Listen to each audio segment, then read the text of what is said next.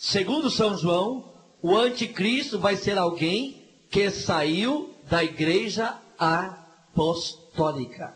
Segundo São João, o anticristo será alguém que saiu dos nossos. Portanto, nós afirmamos com toda certeza que o anticristo não vai pertencer à igreja apostólica, mas será alguém que saiu da igreja que não tem vínculo com Pedro. Ixi, e agora, hein?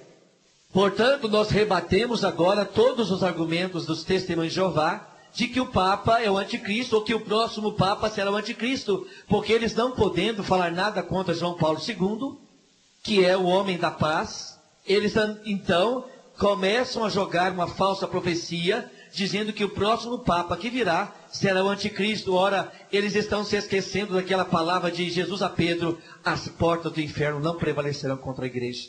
Essa igreja é fundada em Pedro. Essa igreja que não foi fundada por homens. Chegamos a um ponto importante da pregação.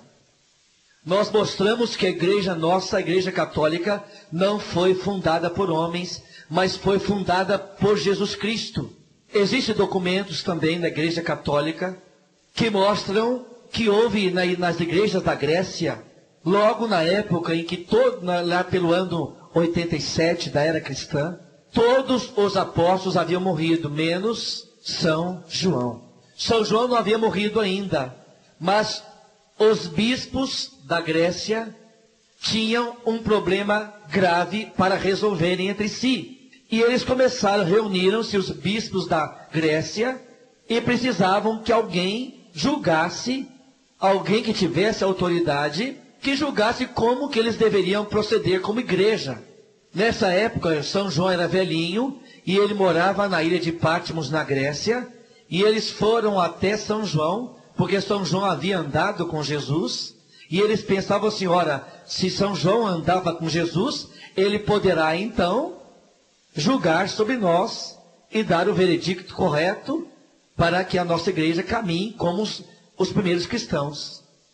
Mas sabe o que São João disse? Vão ao bispo de Roma. Nessa época, Pedro já havia morrido. E o sucessor de Pedro, na época, ele que foi buscado, ele que foi a pessoa responsável para julgar aquelas pessoas, aqueles bispos, para dar a direção correta às igrejas da Grécia. Ou seja, até mesmo São João, apóstolo, respeitava o sucessor de Pedro, que era o bispo de Roma. Mostrando que desde todos os tempos da história, aquele que está em Roma, aquele bispo de Roma, ele é respeitado por todos os outros bispos e ele exerce um primado. Daí que nós então tiramos o nome Papa, Pedro Apóstolo, Príncipe dos Apóstolos, ou primeiro dos apóstolos. Mas qual é o modelo bíblico de igreja? Eu lhe pergunto, meu irmão, agora, qual é o modelo bíblico de igreja? Qual é? Para nós sabermos qual é o modelo bíblico de igreja, toma o Evangelho de São Mateus, capítulo 5, versículo 17. E nós vamos ver que Jesus não veio anular o Antigo Testamento. Leamos Mateus 5, 17. Não julgueis que vim abolir a lei ou os profetas. Não vim abolir, mas sim levá-los à perfeição. Jesus veio anular o Antigo Testamento? Não. Os nossos irmãos protestantes, querendo criticar que a Igreja Católica tem sacerdotes, eles falam assim: esse negócio de sacerdote é heresia, porque foram sacerdotes que crucificaram Jesus. Ora, foram os sacerdotes do Antigo Testamento.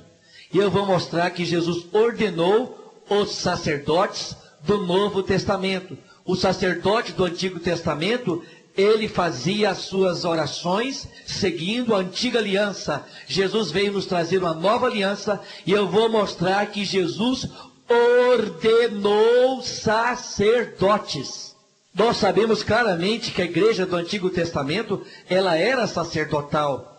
E o cristianismo tem suas bases assentadas em cima do judaísmo. Nós continuamos sendo os herdeiros das bênçãos de Deus, prometidas a Abraão, Isaque, Jacó. Nós somos os herdeiros dessa promessa. Nós somos o povo da herança. Nós somos esse povo. Nós seguimos as pegadas daquele povo que saiu escravo do Egito, nós também somos esse povo que caminhamos no deserto da vida, ou seja, nós continuamos seguindo aquilo que o Antigo Testamento fala como base para o cristianismo. E nós sabemos que a igreja do Antigo Testamento, ela era sacerdotal. Fale-me, por favor, o nome de um sacerdote do Antigo Testamento. Malaquias, que mais? Arão, Samuel, Eli e Melquisedeque. Quantas pessoas são sacerdotes do Antigo Testamento? Mas nós sabemos que a igreja do Antigo Testamento, a igreja judaica, ela era hierárquica. Ela tinha graus de autoridade. Acima dos sacerdotes existiam os príncipes dos sacerdotes. E acima dos príncipes dos sacerdotes estava o sumo. E quem era o sumo sacerdote na época em que Jesus foi preso? Caifás. E quem era o sogro dele? Anás. Muito bem, vocês estão bons. Agora eu pergunto a você, e a igreja do Novo Testamento? Será que ela também é sacerdotal? Abra sua Bíblia no Evangelho de São João, capítulo 20, 22. Aqui, Jesus dá autoridade aos apóstolos e uma autoridade de perdoar pecados. Essa autoridade só é concedida a quem é ungido como sacerdote. Somente o sacerdote pode perdoar pecados. Em nome de Deus, não em seu nome próprio. Veja, e depois dessas palavras, soprou sobre eles dizendo, recebei o Espírito Santo. Aqueles a quem perdoardes os pecados, serão perdoados. Aqueles a quem os retiverdes, serão retidos. Jesus deu autoridade aos apóstolos no poder do Espírito Santo. Jesus soprou sobre eles o Espírito Santo. Jesus deu a eles autoridade no Espírito Santo de perdoar pecados. E nós vamos ver que essa autoridade, ela é sacerdotal. Abra sua Bíblia também agora, em Hebreus, capítulo número 5, versículo de 1 a 4. Não se pode falar carta de São Paulo aos Hebreus. Não se sabe quem é o autor dessa carta. Talvez seja Apolo. Eu estou lendo na tradução protestante. Porque todo sumo sacerdote, tomado dentre os homens, é constituído a favor dos homens, nas coisas concernentes a Deus, para que ofereça dons e sacrifício pelos pecados. Então, para que o sacerdote é constituído? Para que ofereça dons e sacrifício pelos... E como era no Antigo Testamento? Matava um cordeiro, e o sacerdote pegava o sangue do cordeiro e aspergia a comunidade. E eles acreditavam que aquele sangue perdoava o pecado do povo. E quem é que era o responsável por essa cerimônia? O sacerdote. E por que o sacerdote era constituído? Ele era constituído para celebrar e para conseguir o perdão dos homens. Ou seja, a autoridade de perdoar pecados, em nome de Deus, é uma autoridade dada a quem? Sacerdote. Este homem que foi dado a autoridade para perdoar pecados é um homem fraco, é um homem pecador. Versículo 2. E possa compadecer-se ternamente dos ignorantes e errados, pois também ele mesmo está rodeado de fraqueza. 3. E por essa causa deve ele, tanto pelo povo, como também por si mesmo, fazer oferta pelos pecados. 4. Ninguém toma sobre si esta honra, a não ser aquele que é chamado por Deus como? E Arão era o quê? E qualquer um pode ser sacerdote? Só aquele que Deus unge. E Deus tira do meio do povo alguém para ser sacerdote. E com a finalidade, qual é a finalidade do sacerdote? Perdoar pecados. E quando Jesus sopra sobre os apóstolos, ele dá aos apóstolos qual autoridade? Então Jesus estava ordenando o quê? Os sacerdotes do Novo Testamento.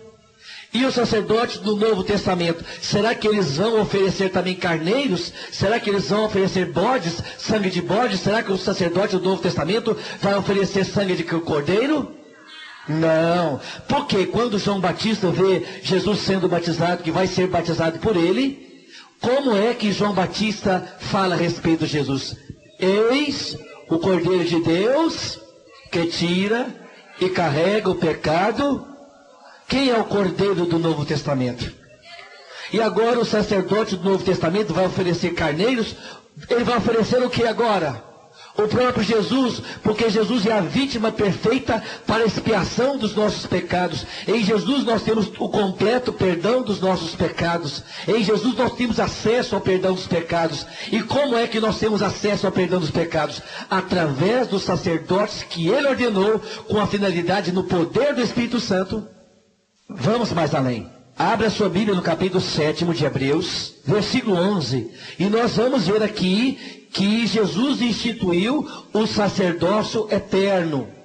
Que Jesus não veio cancelar o Antigo Testamento, mas veio mudar, veio transferir, como diz aqui no capítulo 11, do capítulo 7, versículo 11, da carta aos Hebreus. De sorte que se a perfeição fosse pelo sacerdócio levítico, porque foi esse povo que recebeu a lei, que necessidade haveria de que outro sacerdote se levantasse, segundo a ordem de Melquisedeque, e não fosse chamado segundo a ordem de Arão? O que é que a carta aos Hebreus está ensinando? Ora, se o sacerdócio levítico fosse um sacerdócio perfeito, por que Deus levantou um outro sacerdote que não é segundo os levíticos, mas é um sacerdócio perfeito? Um sacerdócio como o de Melquisedeque, que não era levítico, que não era dos levitas, que não era da tribo dos levitas. Se o sacerdócio levítico fosse perfeito, que necessidade haveria? Ora, se Deus constituiu Jesus sacerdote, é porque Ele tem um sacerdócio perfeito. Mas veja o versículo 12, ele é extraordinário. O versículo 12 é especial, veja. Porque, mudando-se o sacerdócio, necessariamente se faz também mudança na lei. Na sua Bíblia está escrito, porque transferindo-se o sacerdócio. Na Bíblia protestante está escrito, mudando-se o sacerdócio. A Bíblia protestante não está dizendo cancelando-se o sacerdócio. A Bíblia protestante não está dizendo que não precisa ter mais sacerdócio. Pelo contrário, a Bíblia protestante está dizendo que Jesus mudou o sacerdócio. O sacerdote do Novo Testamento não vai mais oferecer touros e carneiros, o sangue de bodes, mas vai oferecer o próprio Cristo Jesus. Como nós podemos ainda ver no versículo 23. E na verdade, aqueles foram feitos sacerdotes em grande número, porque pela morte foram impedidos de permanecer. 25. Mas este, isto é Jesus, né? Mas este, porque permanece eternamente, tem um sacerdócio perpétuo. Jesus veio instituir o sacerdócio eternamente. Jesus veio instituir um sacerdócio perpétuo. Está escrito na Bíblia que Jesus veio cancelar o sacerdócio? Não. Tem alguma coisa a ver esse sacerdote do Novo Testamento com os sacerdotes do Antigo Testamento? Tem alguma coisa a ver? Não. Esses sacerdotes são ordenados por quem? Pelo próprio Cristo e pelos próprios representantes de Cristo, que são os apóstolos, que impunham as mãos sobre os outros para receberem também o dom do sacerdócio. Portanto, meu irmão, a igreja do Deus vivo ela é sacerdotal. Mas a igreja do Deus vivo, ela não pode ser apenas feita de sacerdote. Abra a sua Bíblia agora em Atos, capítulo 20, versículo 28. Cuidai de vós mesmos e de todo o rebanho, sobre o qual o Espírito Santo vos constituiu, bispos, para pastorear o rebanho de Deus. Ou seja, a igreja também é constituída de bispos. Mas como é que esses bispos eles eram sagrados? Como eles recebiam a sagração episcopal, que é o mais alto grau no sacerdócio, é o episcopado, ou seja, o bispo. O cardeal, ele é apenas um grau de administração, mas o cardeal também é um bispo. O papa também é um bispo.